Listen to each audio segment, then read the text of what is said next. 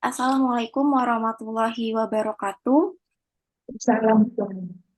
Selamat pagi saya ucapkan kepada Ibu Prof. Dr. Erdawati MSc selaku dosen pembimbing PKL, Ibu Yusi Pratiwi MSc selaku dosen pengampu mata kuliah PKL, serta Ibu Utami Hasanah SSI dan Ibu Wistri Ningtrah Galuh S.Farm selaku pembimbing PKL Mitra.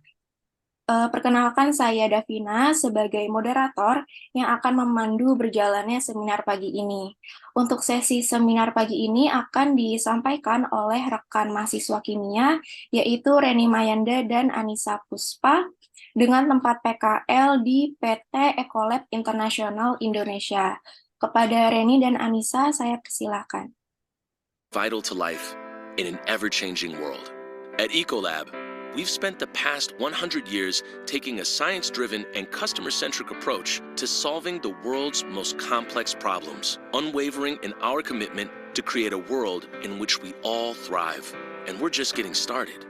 With our collective expertise, innovation, and best-in-class technology, we're creating a world where people are healthy, our planet is respected, and businesses can grow. Together, we're preventing the spread of pathogens in the places where people eat, sleep, work, play, and heal. Through smart water use and a lower carbon footprint, we're safeguarding the sustainability of our planet for future generations in a way that drives business health. We're at the forefront of solving complex operational challenges, partnering with our customers to build resilience and reduce risk in a rapidly changing and unpredictable world. Ecolab is synonymous with leading with purpose, making the world cleaner, safer, and healthier. We do the right thing, the right way, protecting people and the resources vital to life. As we grow, our customers grow, and together, we grow our impact. Today, tomorrow, and for generations to come. At Ecolab, we are protecting what's vital.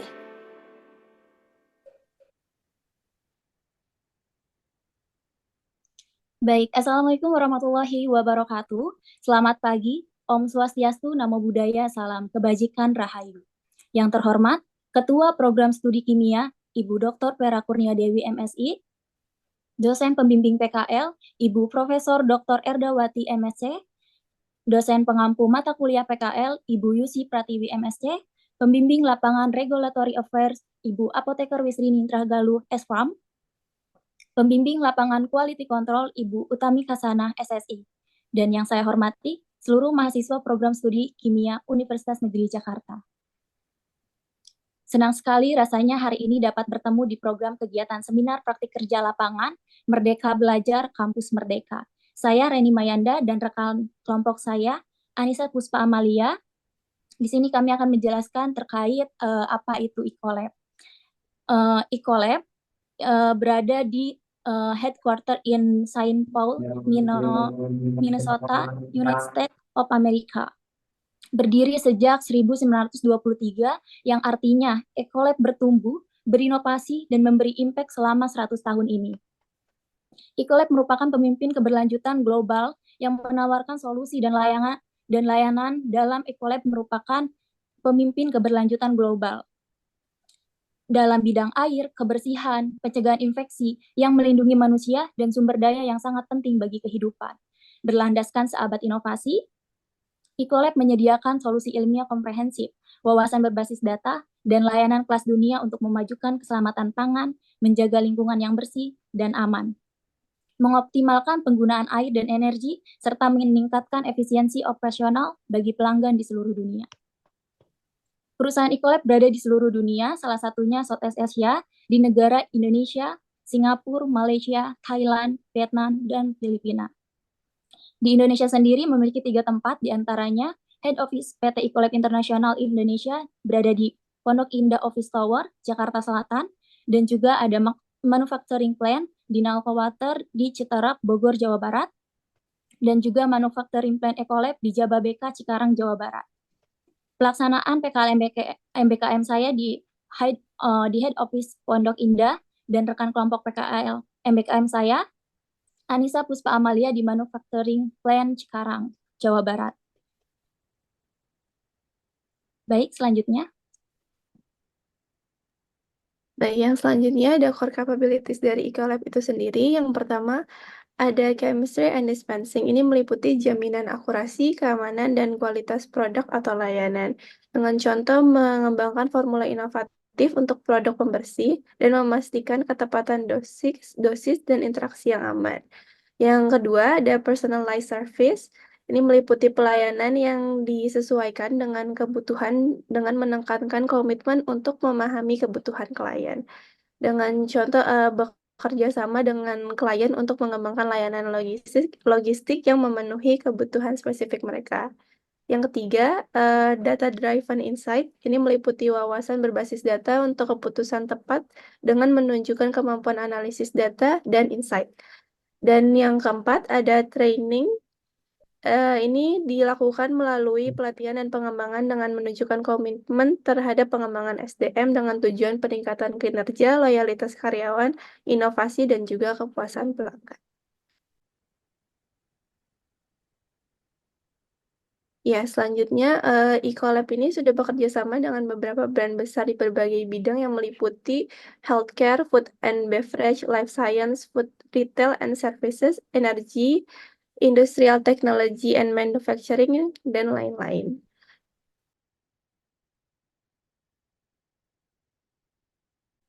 Baik, saya akan melanjutkan laporan PKL MPKM sebagai Regulatory Affairs mengenai proses sertifikasi izin edar produk ECOWAS Ultra Series dalam upaya menjamin keamanan, mutu, dan manfaat produk bagi konsumen. Didampingi oleh dosen pembimbing PKL, Ibu Profesor Dr. Erdawati MSc, dan dosen pembimbing lapangan Ibu Apoteker Wisri Mintrah Galuh SPAM. Pelaksanaan PKL MPKM berdurasi selama 4 bulan berlangsung sejak 5 Juli sampai dengan 3 November 2023. Boleh di next.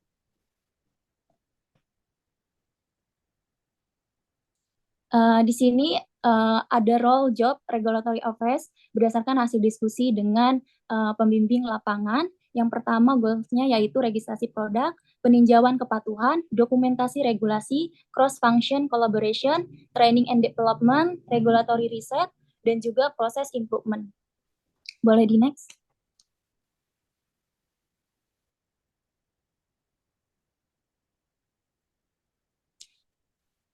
Oke, selanjutnya yaitu bab 1 pendahuluan. Di sini ada latar belakang, rumusan masalah, tujuan, dan juga manfaat. Boleh di next.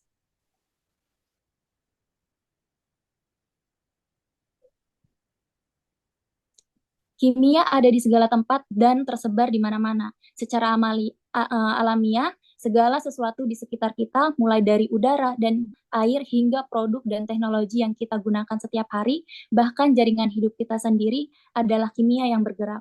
Penerapan kimia akan membantu meningkatkan keamanan, kesehatan, produktivitas.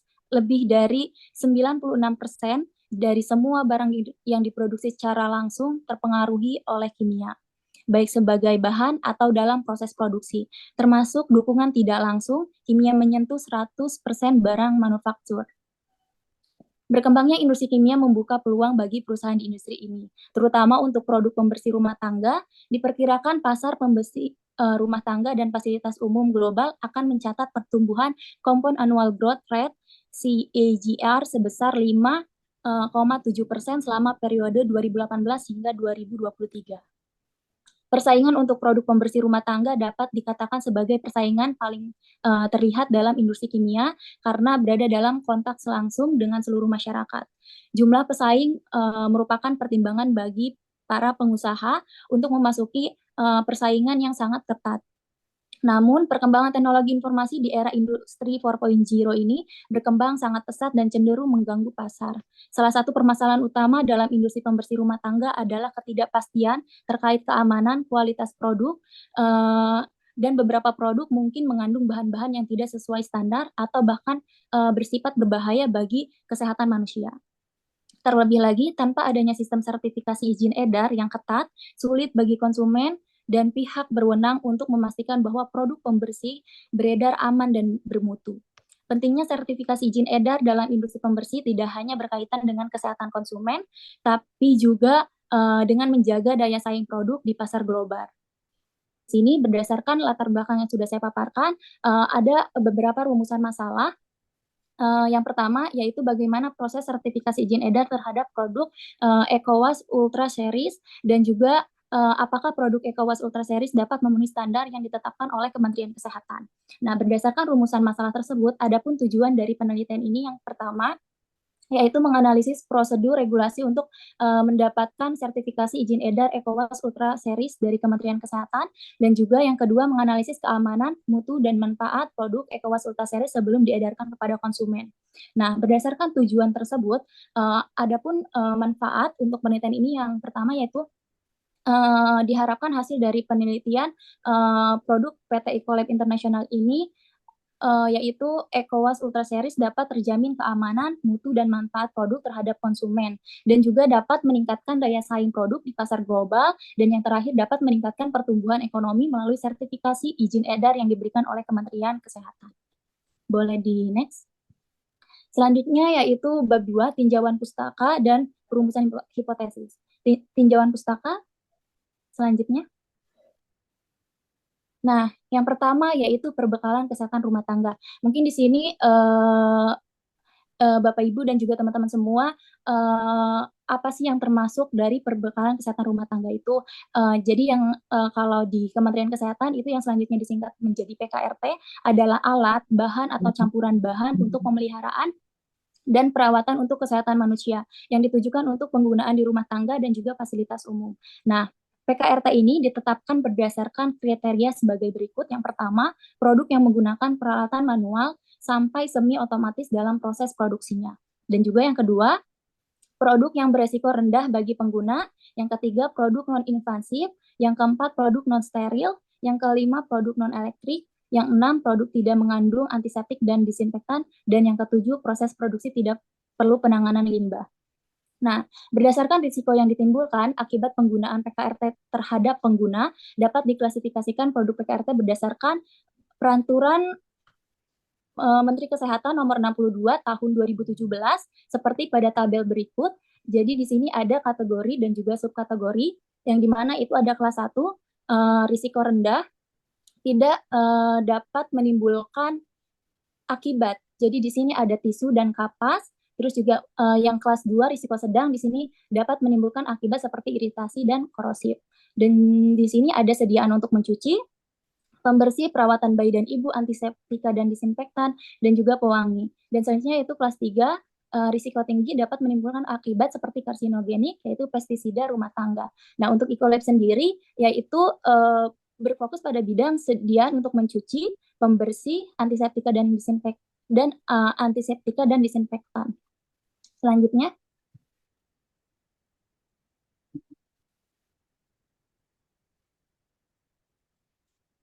nah, di sini apa sih izin edar PKRT dari Kementerian Kesehatan? Berdasarkan Undang-Undang Republik Indonesia Nomor 36 Tahun 2009 tentang Kesehatan dan Peraturan Menteri Kesehatan Nomor 62 Tahun 2017 tentang izin edar alat kesehatan diagnostik in vitro, dan perbekalan kesehatan rumah tangga, menyebutkan bahwa perbekalan kesehatan rumah tangga atau PKRT yang beredar di Indonesia harus memiliki izin edar.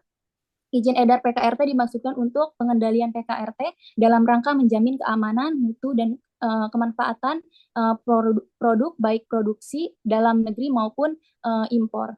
Nah, untuk mendapatkan izin edar, produsen harus memenuhi persyaratan pendaftaran mengenai data administrasi, yaitu yang termasuk formula atau komponen dan prosedur pembuatan dan data kesesuaian produk atau yang biasa disingkat menjadi DKP.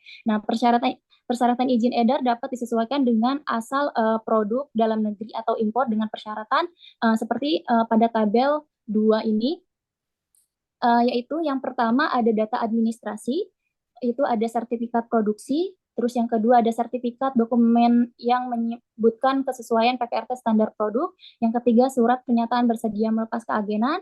Yang keempat surat pernyataan keaslian dokumen. Dan selanjutnya di sini ada formula atau komponen dan juga prosedur pembuatan. Di sini ada formula dan juga prosedur pembuatan secara singkat. Nah, di sini ada juga menu spesifikasi bahan baku dan wadah. Yang pertama yaitu spesifikasi bahan baku dan wadah, terus spesifikasi dan prosedur pemeriksaan produk jadi, dan juga ada stabilitas produk jadi dan batas kadaluarsa. Nah, yang terakhir di sini ada kegunaan dan contoh. Yang pertama yaitu ada tujuan penggunaan, petunjuk penggunaan, peringatan keterangan lainnya. Dan yang kedua yaitu kode produksi, yang ketiga penandaan atau labeling, yang keempat spesifikasi dan prosedur pemeriksaan produk jadi. Dan sebenarnya ada lagi satu kolom itu data pendukung yang bisa kita upload yaitu SDS dan data lainnya yang berkaitan terkait produk, informasi produk. Selanjutnya,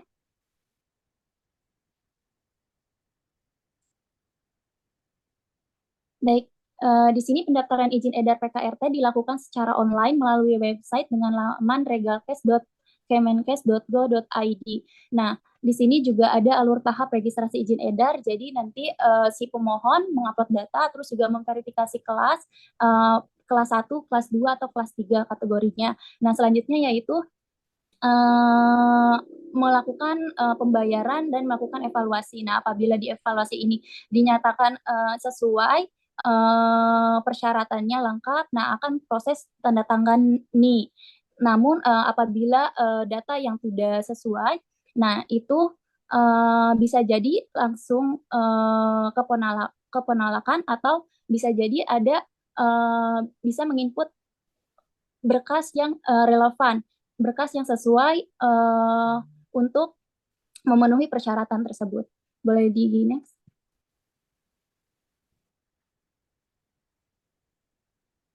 Nah, selanjutnya di sini surat keterangan informasi produk. Jadi ada dua ya, ada izin edar dan juga ada surat keterangan informasi produk. Nah, untuk surat keterangan informasi produk ini yang biasanya disingkat menjadi SKIP itu untuk perusahaan atau perorangan adalah surat keterangan yang ditujukan untuk memberikan informasi apakah suatu produk termasuk atau tidak termasuk kategori alat kesehatan atau PKRT yang dibutuhkan perusahaan atau perorangan, tetapi tidak digunakan untuk pengeluaran barang di bea cukai. Nah, misalnya in case seperti ini, ada satu produk yang memang jenisnya sama-sama pembersih, tapi dalam pengaplikasian berbeda. Yang satu misalnya itu dikhususkan untuk rumah tangga dan fasilitas umum, dan yang satunya misalnya itu sebenarnya untuk industri, jadi industri linen dan sebagainya, misalnya seperti itu. Jadi untuk penanganannya juga secara khusus. Nah, makanya itu belum bisa masuk ke submission di Regal Case atau di izin edar. Jadi kita bisa melakukan solusi untuk ke surat keterangan informasi produk ini untuk menyatakan apakah memang tidak termasuk atau termasuk PKRT. Kalau misalnya tidak termasuk, berarti nanti akan didaftarkan ke Kementerian Perindustrian atau otoritas terkait. Tapi apabila misalnya termasuk PKRT, berarti kita harus melakukan submission ke Regal Case seperti itu. Nah, selanjutnya di sini persyaratan permohonan surat keterangan informasi produk. Yang pertama itu ada surat permohonan yang ditujukan kepada Direktur Penilaian Alat Kesehatan dan PKRT menggunakan kop surat jika perusahaan dan mencantumkan nama produk. Nah, sebenarnya di sini sudah ada template dari masing-masing perusahaan. Terus juga ringkasan kegunaan dan cara penggunaan produk. Terus ada brosur, katalog, atau data pendukung lainnya mengenai produk. Nah, di sini dalam melaksanakan pelayanan publik yang transparan dan akuntabel, pendaftaran SKIP juga dilakukan secara online melalui website suk.kemenkes.go.id. Nah, di sini untuk alur tahap registrasi online-nya yang pertama pemohon mengajukan SKIP melalui website tersebut. Nah, selanjutnya evaluator memeriksa kelengkapan dan kebenaran berkas. Jika tidak sesuai, maka akan ditolak.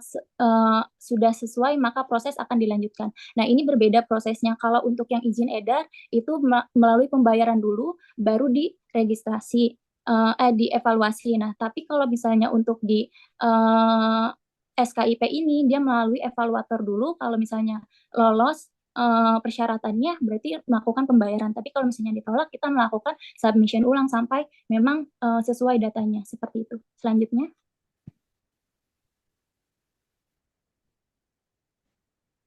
Selanjutnya di sini ada EcoWash Ultra Series. Nah, EcoWash Ultra Series ini merupakan produk pembersih dan pewangi untuk pakaian. Terdapat 4 produk yaitu EcoWash Ultra Detergent, EcoWash Ultra Softener, EcoWash Ultra Builder, dan EcoWash Ultra Oxy Bright.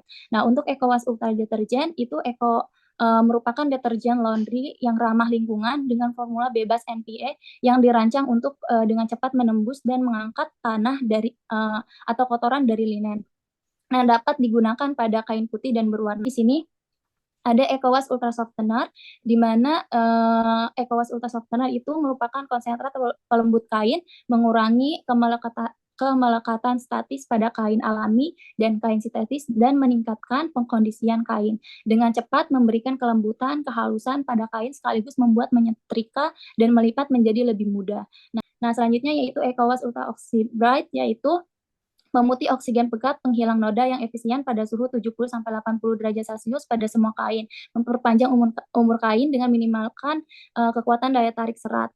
Dan selanjutnya yaitu di sini ada EcoWash Ultra Builder, merupakan builder alkali cair non-fosfat yang revolusioner meningkatkan kinerja deterjen dan menyesuaikan pH sehingga kotoran mudah terdispersi dan juga dan dihapus dari kain. Nah, linen putih ini menjadi putih dan linen berwarna menjadi cerah kembali.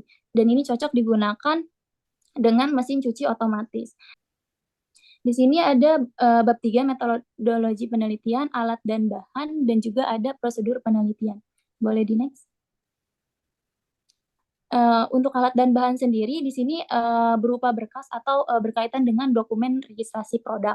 Jadi untuk EcoWash Ultra Series diantaranya ada sertifikat produksi, sertifikat dan dokumen yang menyebutkan kesesuaian PKRT, tujuan penggunaan dan sebagainya. Nah, ini yang berkaitan dengan persyaratan yang sudah tadi dipaparkan. Nah, selanjutnya di sini ada beberapa contoh, misalnya kita membutuhkan persyaratan yang untuk di submission yaitu katalog produk, terus juga ada penandaan dan labeling, SDS, terus tujuan dan cara penggunaan, dan juga spesifikasi kemasan. Boleh di next? Oke. Baik, selanjutnya di sini ada prosedur penelitian. Yang pertama yaitu identifikasi produk EcoWash Ultra Series. Jadi RE menganalisis berdasarkan tipe produk, aplikasi produk, bahan kimia, HS code, sumber produk, dan tujuan produk. Nah, selanjutnya yaitu persetujuan badan unit terhadap regulasi produk. Nah, ini bisa melakukan presentasi kepada badan unit terkait hasil identifikasi produk untuk mendapatkan persetujuan regulasi produk sesuai dengan identifikasi yang dilakukan regulatory affairs. Nah, selanjutnya ya di sini yaitu registrasi produk. Nah, di sini bisa jadi registrasi produknya itu akan ada registrasi produk atau ada exemption produk. Nah, di sini apabila exemption produk itu nanti melanjutkan ke pengajuan surat keterangan informasi produk. Nah, selanjutnya yaitu apabila registrasi produk, nah di sini nanti RE berkolaborasi dengan QC dan R&D untuk mengumpulkan dokumen persyaratan pendaftaran izin edar. Nah, selanjutnya yaitu mensubmit persyaratan pendaftaran pada laman regalkes.kemkes.go.id. Jadi nanti semua dokumennya disubmit ke website tersebut. Nah, selanjutnya yaitu approval proses SPB ke badan unit. Nah, setelah approval baru submit bukti bayar. Nah, untuk estimasi terbit izin edar itu 2 minggu sejak proses pembayaran. Nah, ini baru nanti terbit informasi izin edar. Nah, untuk terbit informasi izin edar ini, ketika sudah mendapatkan informasinya itu bisa jadi ada 2. Yang pertama informasi mendapatkan persetujuan izin edar, yang kedua informasi penolakan izin edar atau tidak sesuai dengan kategori PKRT. Seperti itu. Selanjutnya, oke, bab 5 yaitu hasil dan pembahasan. Boleh di next? Nah, di sini ada analisa regulatori, jadi berdasarkan analisa RA terhadap tipe produk, terus aplikasi produk, bahan kimia, HS code, sumber produk, dan tujuan produk itu menunjukkan bahwa EcoWash Ultra Deterjen dan EcoWash Ultra Softener memenuhi standar perbekalan kesehatan rumah tangga yang ditetapkan oleh Kementerian Kesehatan yang masuk ke dalam produk kelas 2 kategori sediaan untuk mencuci. Namun untuk EcoWash Ultra Oxy Bright dan EcoWash Ultra Builder, berdasarkan analisis RA terkait tipe produk, aplikasi produk, dan bahan kimia, serta HS code, bahwa produk tersebut belum termasuk ke dalam perbekalan kesehatan rumah tangga atau PKRT, dikarenakan secara teknis penggunaan memerlukan peralatan yang khusus dan mengandung konsentrat yang tinggi, sehingga perlu penanganan yang khusus. Produk ini ditunjukkan kepada industri linen dengan tenaga yang profesional. Boleh di next? Ya, baik. Di sini dalam menjamin keamanan mutu dan manfaat alat kesehatan impor maupun negeri yang berada di Indonesia, maka harus dilakukan pengendalian PKRT dengan cara mendaftarkan surat izin edar. Nah, produk EcoWash Ultra Series merupakan produk dalam negeri sebagai sediaan untuk mencuci yang akan diedarkan di PT Ecolab International Indonesia. Terkait dengan diedarkannya produk tersebut, maka regulatory affairs mungkin boleh di next. Maka regulatory affairs setelah mendapatkan hasil dari analisis terhadap fungsi dan aplikasi produk yang selanjutnya RA mengikuti kepatuhan regulasi yang berlaku di Indonesia, yaitu mendapatkan izin edar produk EcoWash Ultra deterjen dan EcoWash Ultra softener pada laman Regalkes. Nah, pendaftaran dalam upaya memberikan label resmi produk ini aman digunakan dalam konteks rumah tangga dan fasilitas umum. Pendaftaran dengan mengikuti persyaratan pendaftaran yang ditetapkan oleh Kemenkes sebagai PKRT akan memberikan kepercayaan kepada konsumen bahwa produk ini telah melewati evaluasi kesehatan yang ketat. Hal ini diharapkan dapat meningkatkan popularitas untuk popularitas di market untuk memberikan dorongan positif bagi industri untuk terus menghasilkan produk yang aman dan berkualitas. Nah, berdasarkan hasil registrasi izin edar yang dilakukan bahwa produk EcoWash Ultra Deterjen dan EcoWash Ultra Softener sepenuhnya sesuai dengan standar keamanan dan kesehatan yang ditetapkan oleh Kemenkes. Setiap bahan yang digunakan telah memenuhi pengujian dan analisis menyeluruh. Dan pada formulasi produk memenuhi persyaratan yang telah ditetapkan. Nah, ditujukan dengan terbit izin edar dengan nomor izin edar yang dapat dicantumkan pada label si kemasan. Nah, selanjutnya di sini ada produk EcoWash Ultra Oxybright dan juga EcoWash Ultra Builder berdasarkan tujuan produk, terus juga aplikasi, cara penggunaan tadi sudah dianalisis bahwa dari data RE bahwa ini tidak termasuk ke dalam kategori PKRT karena sifatnya karsinogenik apabila dengan perlakuan yang tidak tepat. Jadi produk ini ditujukan hanya untuk penggunaan industri linen dan industri sejenisnya yang memiliki peralatan dan SDM yang profesional. Maka produk ini didaftarkan pada laman SUK untuk mendapatkan SKIP dalam upaya memvalidasi apakah produk termasuk atau tidaknya ke dalam produk PKRT. Nah, hasil dalam upaya memvalidasi apakah produk termasuk tidaknya dalam produk PKRT, jadi dalam hasilnya itu SKIP dinyatakan bahwa produk EcoWash Ultra Oxybright dan Ultra Builder ini tidak termasuk ke dalam produk PKRT dan tidak diizinkan untuk diedarkan pada konsumen rumah tangga, tapi dapat diedarkan kepada industri linen sesuai dengan aplikasi produk.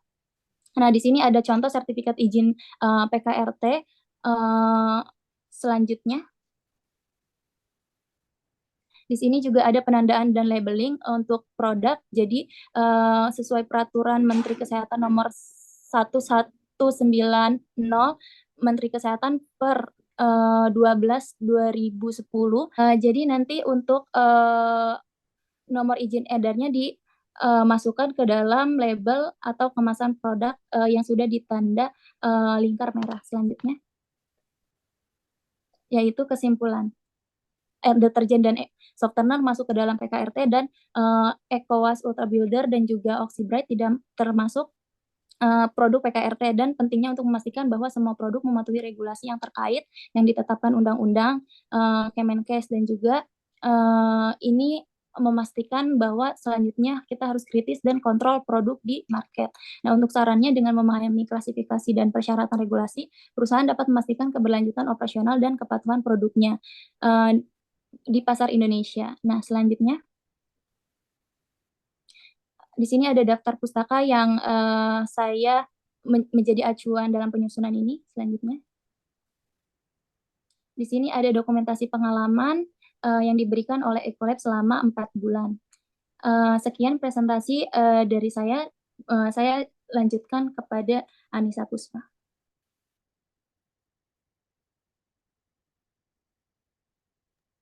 Baik, yang selanjutnya saya akan memaparkan mengenai uji kualitas produk Anseptap di PT Ecolab International Indonesia, dan saya didampingi oleh Ibu Tami Hasanah SSI dan juga Profesor Dr.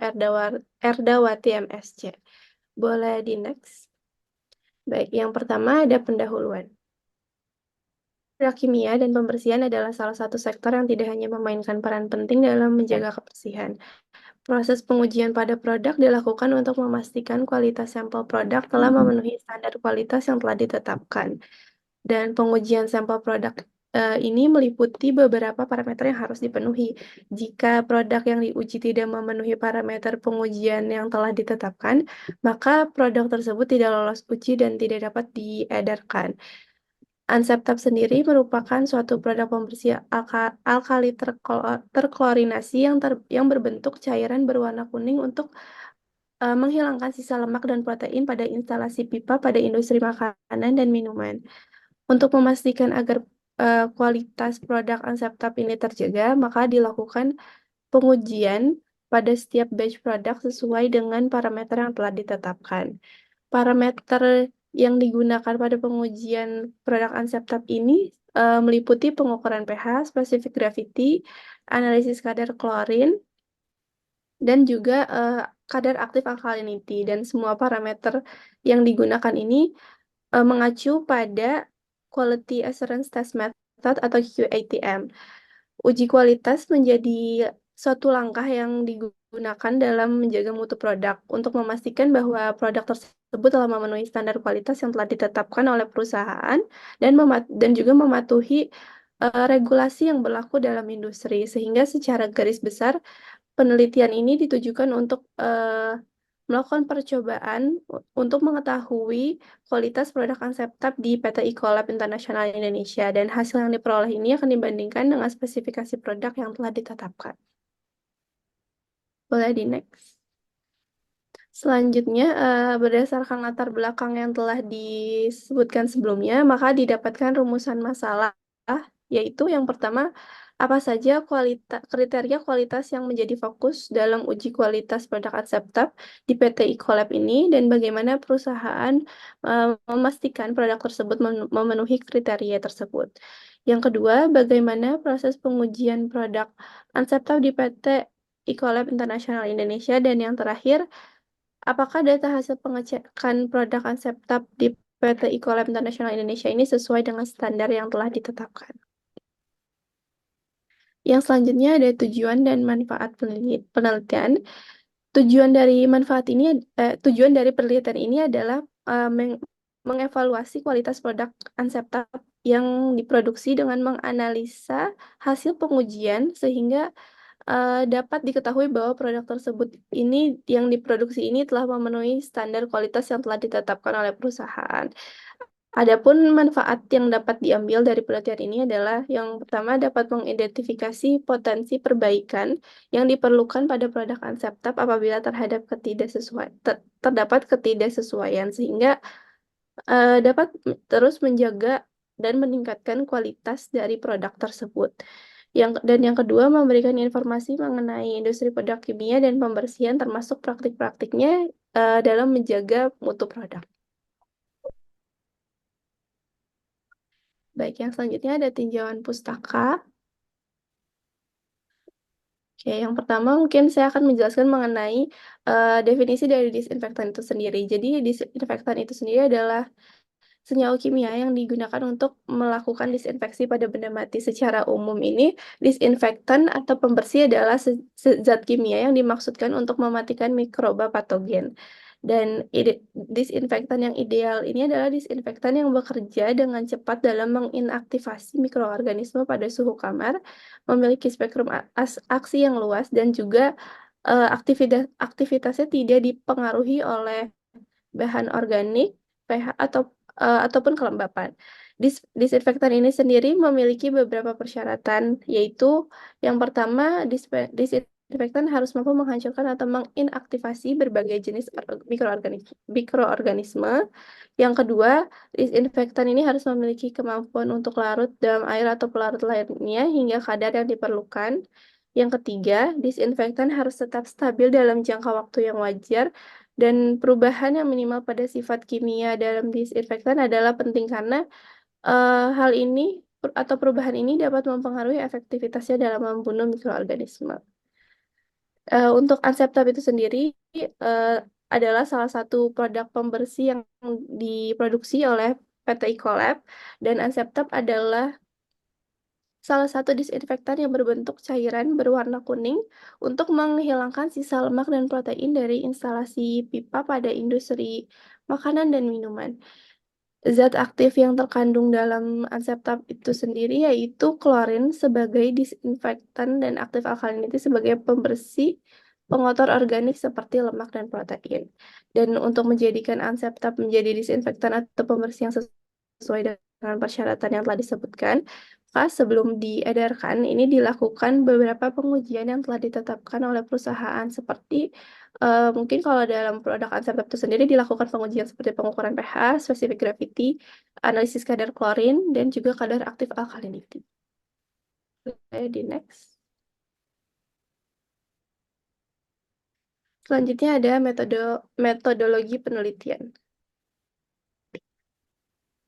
Baik, alat yang digunakan dalam penelitian ini yang pertama ada stirrer, ada Erlenmeyer, buret, pipet tetes, volumetrik, steering bar, botol semprot, pH meter, gelas ukur, hydrometer, timbangan, dan juga water bath. Boleh di next. Yang selanjutnya ada bahan yang digunakan dalam percobaan ini. Yang pertama ada sampel dari produk unseptab tentunya. Yang kedua ada natrium thiosulfat 0,1 N, indikator kanji, indikator phenolphthalein, diamine water, asam sulfat 12 N, kalium iodida 2,5 N, dan yang terakhir ada asam klorida 0,1 N. Boleh di next. Baik, yang selanjutnya ada prosedur untuk penetapan kadar klorin untuk sampel produk unseptab. Jadi dalam pengujian kandungan klorin dalam sampel unseptab ini sendiri, langkah pertama yang dilakukan adalah dengan membuat larutan 1%, kemudian menambahkan H2SO4 12N dan Ki atau kalium iodida 2,5 N sebanyak 5 mili masing-masing. Karena akibat penambahan H2SO4 dan Ki ini, larutan akan berubah menjadi warna coklat. Dan larutan tersebut kemudian dititrasikan dengan natrium thiosulfat hingga berubah warna menjadi warna kuning pucat. Setelah itu, larutan ditambahkan dengan larutan kanji yang menghasilkan perubahan warna menjadi biru tua dan kemudian dititrasi kembali dengan natrium thiosulfat hingga larutan menjadi bening. Boleh di next. Selanjutnya ada prosedur untuk melakukan kadar aktif alkalinity, yaitu untuk pengujian kadar aktif alkalinity pada produk unseptab ini dimulai dengan membuat larutan 1% juga, kemudian ditambahkan indikator phenolphthalein, lalu dititrasi dengan larutan HCl 0,1 N sampai pH 7. Volume HCl yang diperoleh ini dapat dibaca pada skala buret dan dicatat untuk melakukan perhitungan. Boleh di next. Oke, yang selanjutnya itu ada pengukuran pH dan juga pengukuran spesifik gravity. Jadi untuk analisis pH dalam sampel unseptab ini dilakukan dengan membuat larutan 1% juga, lalu pengukuran dilakukan menggunakan pH meter. Nilai pH produk unseptab yang diuji tersebut dapat dibaca pada skala pH meter dan dicatat. Untuk pengukuran spesifik gravity ini diawali dengan menyiapkan gelas ukur 250 mili dan hidrometer dalam keadaan bersih dan juga kering. Temperatur sampel produk disesuaikan dengan spesifikasi standar. Untuk produk unseptab ini sendiri, temperatur yang sesuai standar yaitu 20 derajat Celcius. Sampel produk ini kemudian dimasukkan ke dalam gelas ukur, lalu dimasukkan juga hidrometer untuk mengukur spesifik gravity tersebut. Dan tunggu hingga hidrometer stabil, setelah itu nilai spesifik gravity dapat dibaca pada skala hidrometer. Boleh di next. Oke, yang selanjutnya ada hasil dan pembahasan. Baik, yang pertama ada hasil dari pengukuran pH yang dilakukan pada 10 batch produk unseptab dan untuk hasil pengukuran pH pada produk unseptab ini menunjukkan bahwa dalam 10 batch memiliki pH yang berkisar antara 12,25 hingga 12,62. Hal ini menunjukkan bahwa pH produk unseptab yang diproduksi telah memenuhi standar yang telah ditetapkan oleh perusahaan, yaitu pada rentang pH 12 sampai 13. pH tinggi adalah salah satu ciri dari larutan basa. Larutan basa ini dapat efektif dalam menghilangkan lemak, minyak, residu protein, dan juga materi organik lainnya yang sering ditemui dalam pipa makanan, sehingga dapat digunakan untuk membersihkan pipa makanan yang sering terkena residu makanan dan minyak. Larutan basa dengan pH tinggi cenderung membunuh atau menghambat pertumbuhan mikroorganisme seperti bakteri dan juga jamur. Hal ini merupakan salah satu eh, hal yang penting juga dalam pipa makanan instalasi pipa di industri makanan dan minuman di mana pertumbuhan mikroorganisme ini dapat menjadi masalah sanitasi.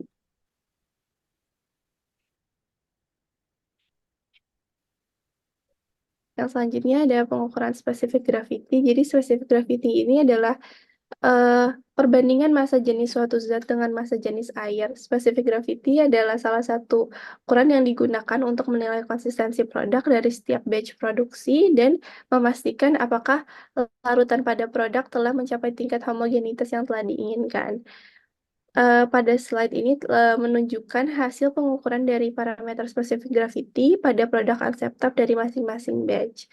Nilai spesifik gravity yang tercatat pada 10 batch produk Unceptab ini berkisar antara 1,195 hingga 1,216 dan batas spesifikasi yang telah ditetapkan adalah 1,180 hingga 1,220. Dari hasil pengukuran yang telah didapatkan dapat disimpulkan bahwa semua sampel Unceptab ini berada dalam rentang yang telah ditetapkan oleh spesifikasi. Jadi meskipun ada sedikit variasi dalam nilai-nilai spesifik gravity di produk Unceptab ini, eh, tetapi nilai-nilai mereka itu masih dalam batas spesifikasi. Jadi pengukuran spesifik gravity yang konsisten dan dalam batas spesifikasi ini menunjukkan bahwa produk Unceptab memiliki kualitas yang stabil dari satu sampel ke sampel lainnya. Dan pengukuran spesifik gravity ini merupakan salah satu hal yang penting juga untuk memastikan konsistensi produk yang telah diproduksi. Boleh di next. Oke. Selanjutnya ada kadar klorin. Hasil pengukuran kadar klorin ini mengindikasikan jumlah klorin yang terkandung dalam sampel produk Unceptab dan kadar klorin dalam produk harus dikontrol karena sangat berpengaruh terhadap kinerja produk sebagai disinfektan. Pada grafik menunjukkan bahwa kadar klorin pada produk Unceptab ini memiliki rentang nilai 4,18% hingga 4,20%. Hal ini menunjukkan bahwa kadar klorin telah memenuhi batas spesifikasi yang telah ditetapkan untuk kadar klorin dalam produk Unceptab karena spesifikasi yang ditetapkan di sini adalah sebesar 3,60 hingga 4,20. Pengukuran kadar klorin ini merupakan salah satu parameter yang sangat penting juga untuk memastikan bahwa produk Unceptab ini aman dan sesuai dengan standar kualitas yang telah ditetapkan. Kandungan klorin yang sesuai dengan batas spesifikasi menunjukkan bahwa produk ini telah memenuhi persyaratan keselamatan dan kualitas. Boleh di next. Ya, yang terakhir ada kadar aktif alkalinity. Kontrol terhadap tingkat alkalinitas aktif dalam produk Unceptab ini sangat penting karena parameter ini mempengaruhi sejauh mana produk tersebut efektif untuk membersihkan kotoran organik seperti lemak dan protein.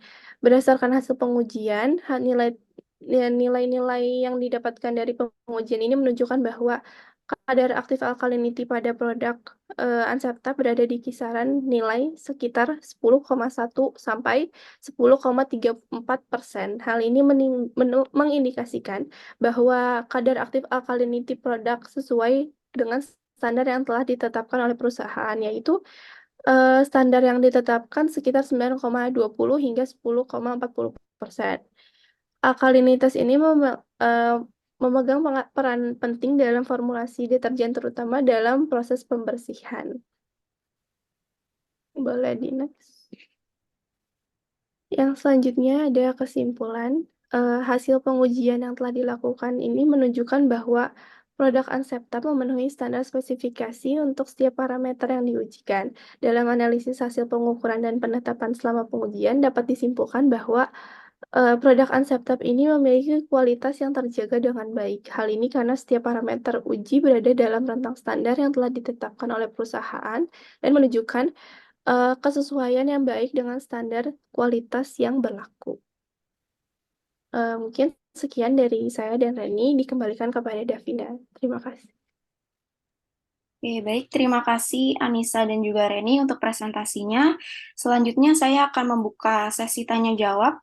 dari rekan-rekan mahasiswa terlebih dahulu. Bagi mahasiswa yang ingin bertanya, silakan untuk raise hand atau boleh langsung untuk on mic.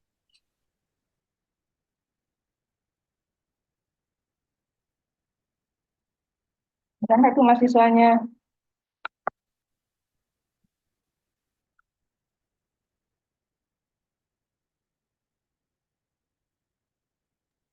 Oke, ada dari Laila Manggarani, silakan untuk mengajukan pertanyaannya. Baik, terima kasih moderator atas kesempatannya. Terima kasih juga Reni dan Anissa atas presentasinya. Sebelumnya saya Laila Manggarani izin bertanya ke Anissa. Tadi kan Anissa sempat menjelaskan mengenai produk Unsentap. Nah, pertanyaan saya bagaimana kalau misalnya jika ada ketidaksesuaian hasil pengujian dalam uji kualitas produk Unsentap tersebut? Terima kasih.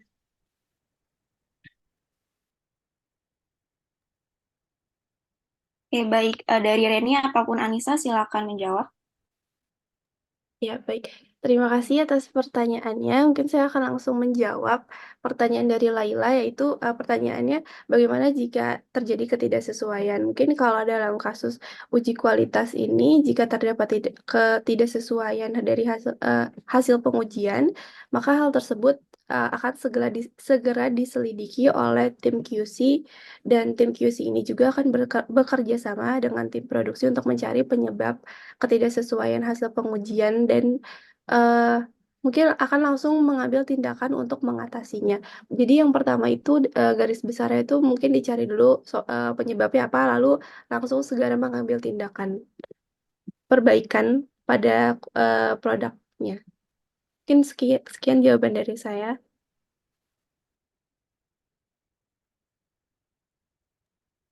Baik, untuk Laila, apakah sudah terjawab pertanyaannya? Sudah terjawab. Terima kasih Anissa. Oke, selanjutnya mungkin ada dari mahasiswa lain yang ingin bertanya.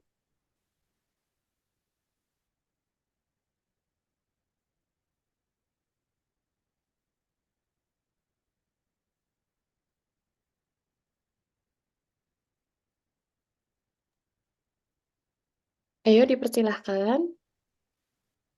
Dari 32 mahasiswa. Baru Laila ya yang bertanya. Ayo, silahkan satu lagi mungkin.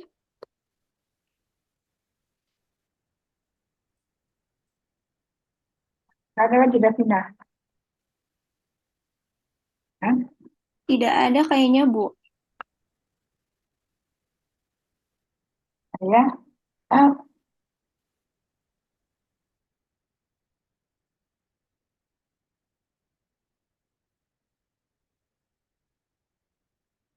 nggak ada.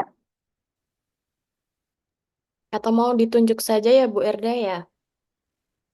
Ya, kalau nggak ada ya udah apa saya. Baik. Baik, Davina mungkin bisa ke dosen pembimbing lalu di pembimbing mitra untuk tanya jawab dan tanggapan ya.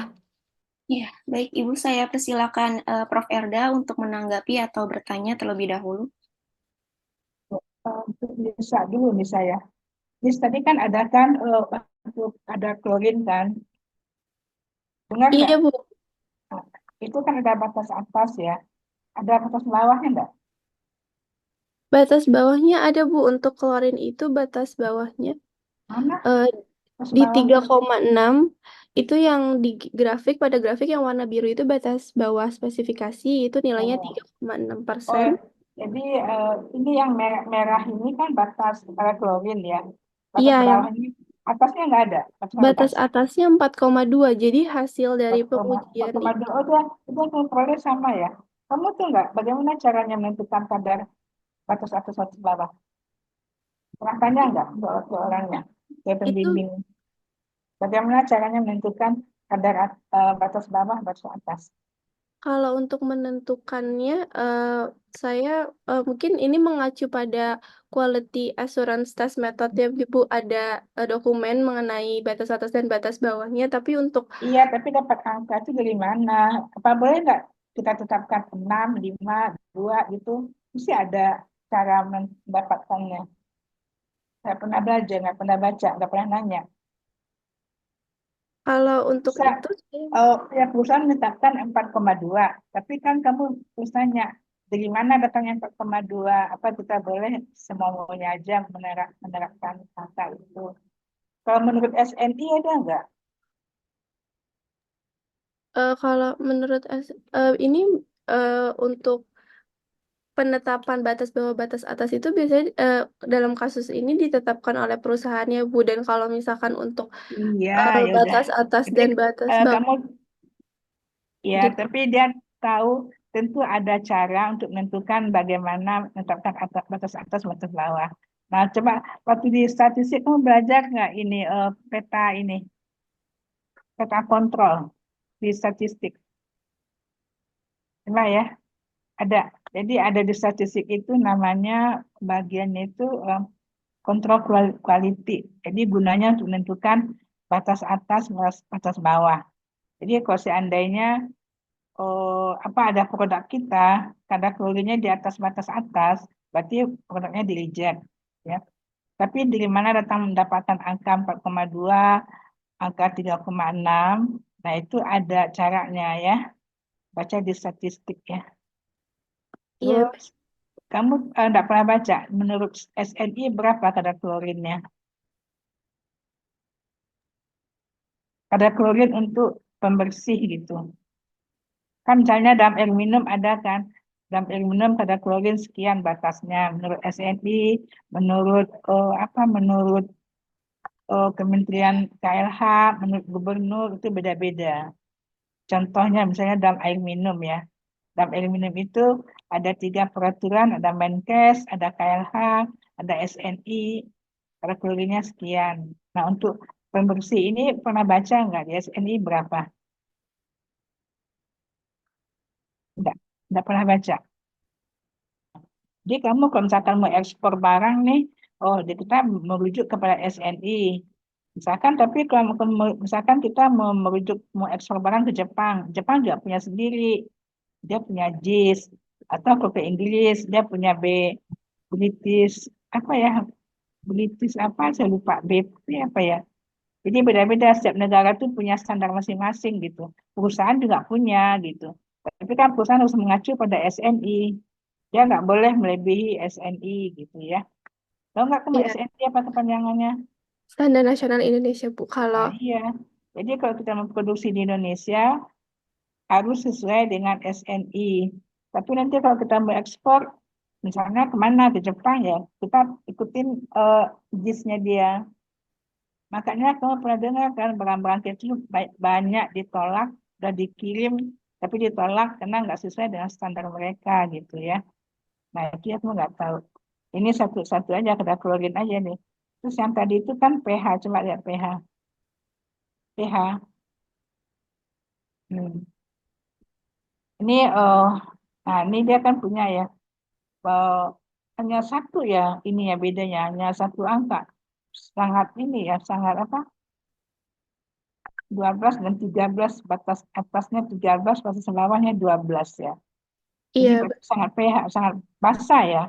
Sangat basah dong produk kamu itu. iya, Bu, betul basah. Kalau basah korosif lah dia.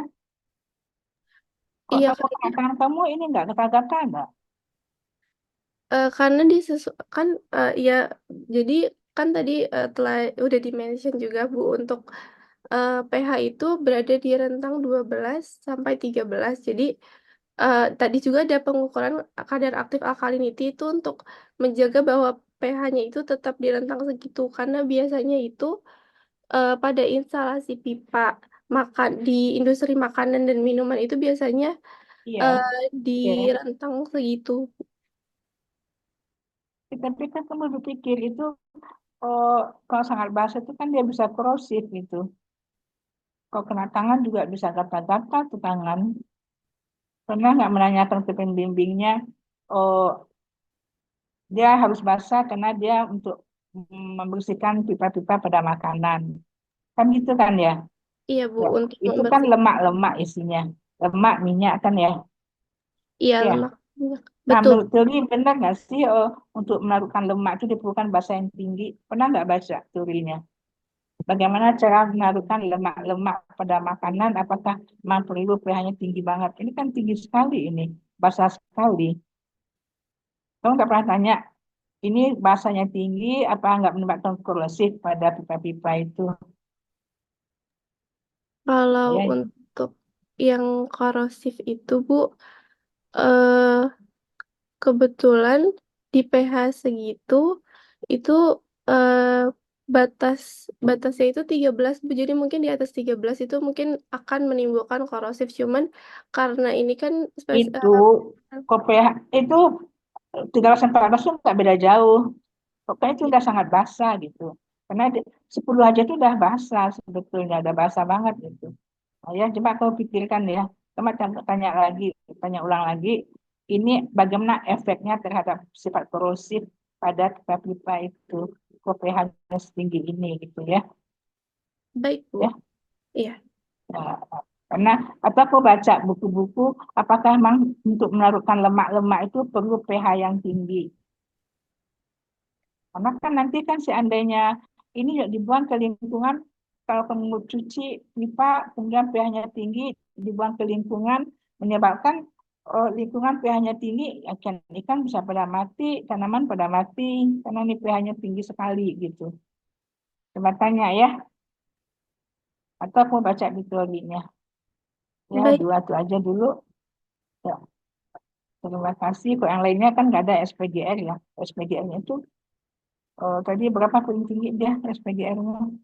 Nah, terus yang kedua kamu harus cari bagaimana cara menentukan batas atas batas bawah ya. Baca di buku statistik ya. Iya, Ya baik, udah, Bu. saya kira itu aja Davina. Terima kasih. Baik, Ibu, terima kasih untuk tanggapannya. Kemudian saya persilakan kepada Ibu Utami dan Ibu Wistri untuk memberikan tanggapan terhadap presentasi dari Reni dan juga Anissa. Share screen-nya ditutup dulu mungkin. Oke.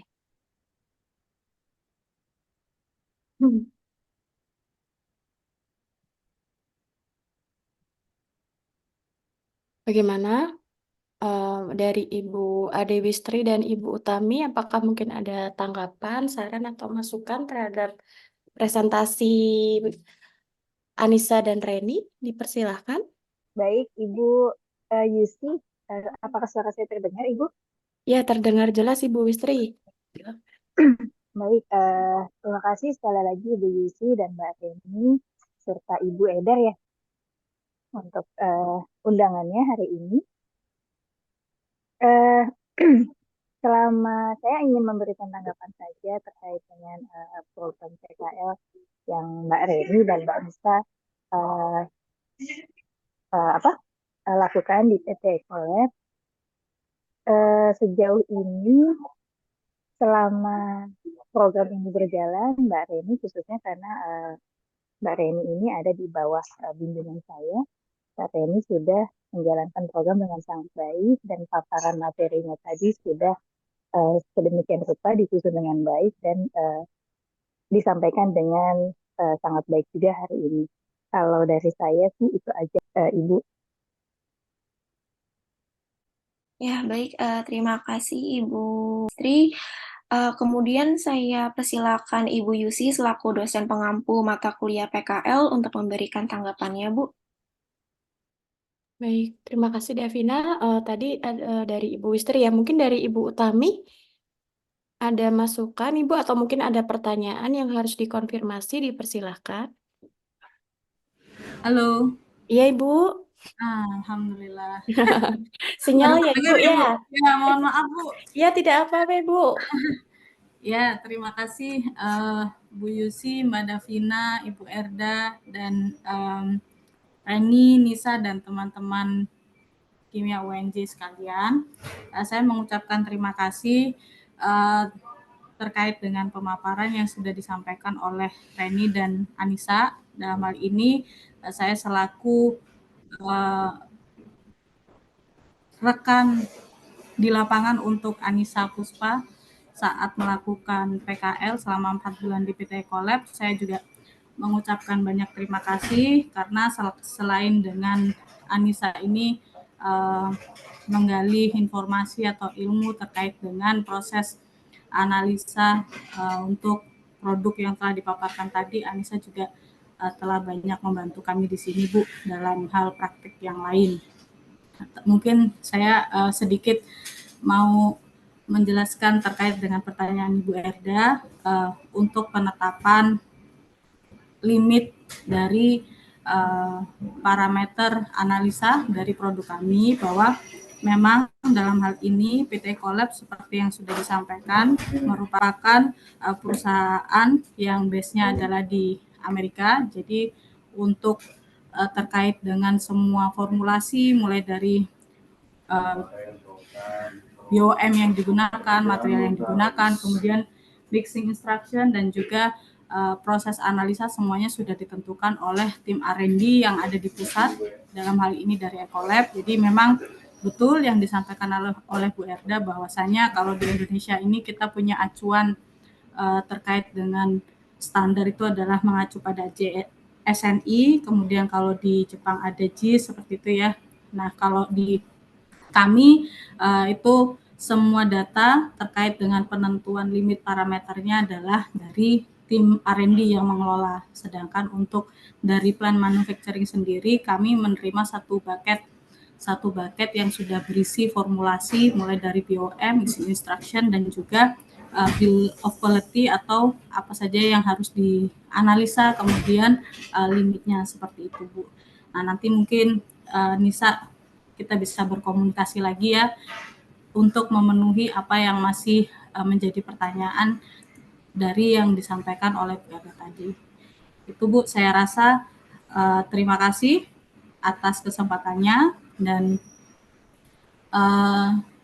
harapannya ke depannya mungkin ini saya boleh ini ya Bu ya, mohon waktunya sedikit lagi. Ya, dalam hal ini saya juga mohon untuk supaya kerjasama antara Kimia UNJ dengan PT Ecolab untuk selanjutnya bisa terus terjalin dengan adanya program-program magang seperti ini ya Bu ya, karena memang dari kami pun juga terbuka untuk menerima mahasiswa magang dari kampus maupun dari sekolah-sekolah kejuruan seperti itu, Bu. Terima kasih, Bu. Ya, terima kasih Bu Tami.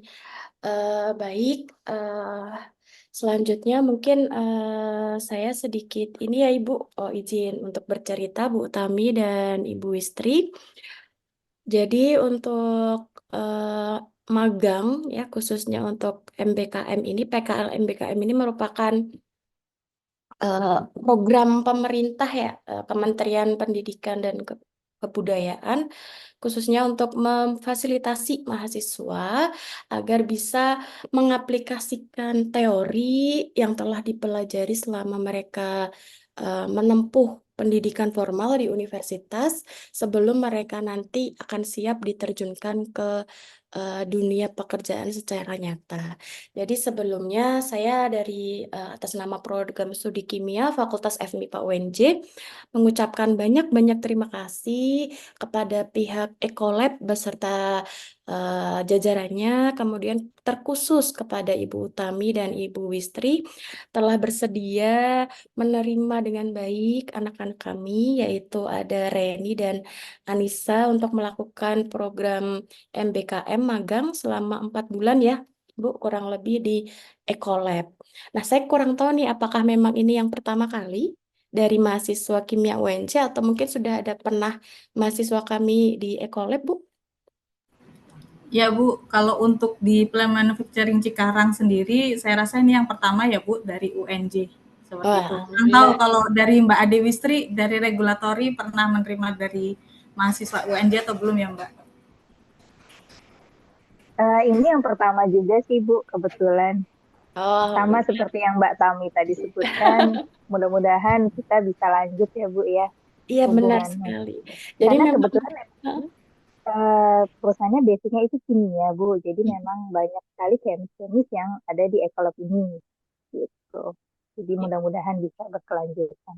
Iya, baik, terima kasih Bu Tami dan Bu Wistri. Jadi memang karena yang pertama ya, jadi saya harap atas nama program studi kimia ke depan, karena mungkin setelah ini adalah angkatan 2021, artinya di bulan di bulan Agustus tahun 2024, di semester 7 mereka akan mengambil magang ya. Jadi mungkin alhamdulillah dengan adanya seminar ini memberikan pengetahuan, memberikan informasi kepada adik-adiknya bahwa di PT Ekolab ya, Ekolab ini sangat memfasilitasi, kemudian akan menerima dengan baik teman-teman di program studi kimia. Nah, tentunya saya juga mengaturkan mohon maaf apabila memang selama anak-anak kami ada di PT Ekolab masih beradaptasi karena memang baru pertama kali mereka diterjunkan langsung di dunia nyata ya, ada real problemnya kan. Kalau mereka kan memang belajar di kuliah teori kasus, teori itu pun hanya secara konteks. Nah, sekarang mereka langsung mengamati, kemudian mereka langsung mengidentifikasi, kemudian menggunakan instrumen yang tentunya ada di PT Ekolab yang mungkin instrumentasi ini belum ditemukan di kampus kami, karena memang di kampus itu memang instrumen-instrumen yang ada adalah instrumen-instrumen standar yang artinya memang instrumen yang mendukung proses pembelajaran. Nah, di luar itu kan kalau di luar seperti tadi membuat produk-produk itu kan masih banyak uji yang dilakukan. Tentunya mungkin ada instrumen yang mereka masih awam. Jadi saya sangat berterima kasih dengan adanya bekal dari PT Ekolab kepada anak-anak kami ini akan membuka wawasan baru, menambah pengetahuan. Memang anak kimia itu dibutuhkan di segala bidang kehidupan seperti itu. Jadi mungkin nanti ke depan insya Allah ini sudah sebagai langkah awal kami untuk membuka kerjasama dengan PT Ekolab ke depan. Semoga anak-anak kami dapat diterima kembali dan mungkin akan ada kerjasama riset ya Ibu, karena memang tadi kan memang produk-produk yang dihasilkan pun seperti surfaktan ya, seperti itu pembersih dan sebagainya. Itu memang ada di bidang kimia yang tentunya dipelajari di kuliah. Jadi mungkin ke depan akan ada kerjasama riset, kerjasama program magang dan sebagainya. Mungkin itu saja dan kami mohon maaf dari pihak kampus, dari pihak prodi belum ada kunjungan karena memang ini program baru, Bu. Jadi kami masih mengatur istilahnya mengatur teknis apakah kapan dosen itu harus berkunjung, kemudian kapan dosen itu harus melakukan evaluasi langsung ke mitra. Jadi kami sedang melakukan itu, melakukan desain itu. Jadi mohon maaf untuk semester ini kami dosen pengampu ataupun dosen pembimbing belum dapat hadir ke sana. Tapi insya Allah ke depan nanti kalau memang sudah programnya sudah jelas, teknisnya sudah jelas, insya Allah akan ada kunjungan dari pihak kampus ke mitra seperti itu. Sekali lagi saya ucapkan terima kasih Ibu Wistri dan Ibu Tami dan Prof. Erda selaku dosen pembimbing dari Reni dan Anissa. Kita bisa menutup PKL pada sesi pertama ini. Terima kasih Ya, Ibu. terima kasih Mbak Ibu kami semuanya, Reni, Lucy, Nisa. Iya Ibu, terima kasih. Mungkin Ibu kembalikan ke Dua ya moderator. hari ini. Iya, 2 Ibu untuk pembimbing Bu Erda. Masa ada 2 lagi. Iya, untuk menutup kegiatan. Terima kasih Ibu, kembalikan ke Davina. Terima kasih Davina. Ya, terima kasih Bu Yusi. Ya. Ya, sepertinya berakhir sudah sesi seminar pagi hari ini. Saya ucapkan terima kasih kepada Prof. Erda, Bu Yusi, Bu Utami, dan Bu Wistri yang sudah menyempatkan hadir. Saya Davina, pamit undur diri. Wassalamualaikum warahmatullahi wabarakatuh.